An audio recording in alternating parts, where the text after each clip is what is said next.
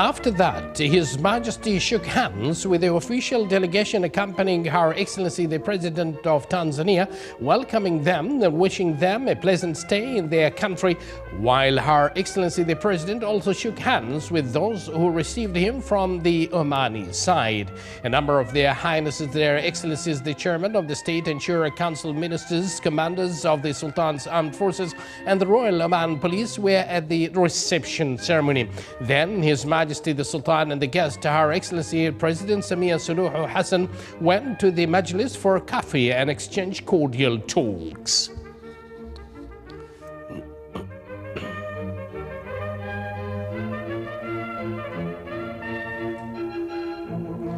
Her Excellency President Samia Suluhu Hassan of the United Republic of Tanzania was accompanied by an official delegation including His Excellency Juniori Makamba, Minister of Energy, Her Excellency Diktibindi Chana, Minister of Natural Resources and Tourism, His Excellency Khalid Saleh Mohammed, Minister of Labour, Transport and Telecommunications, His Excellency Ambassador Mabruk Nasser Mabruk, Deputy Foreign Minister in East African Cooperation, Fatima Rajab, Permanent Deputy Secretary at the Foreign Ministry and East African Cooperation, and His Excellency Abdullah Abbas Kilima, Tanzanian Ambassador accredited to the Sultanate of Oman, and a number of Tanzanian officials.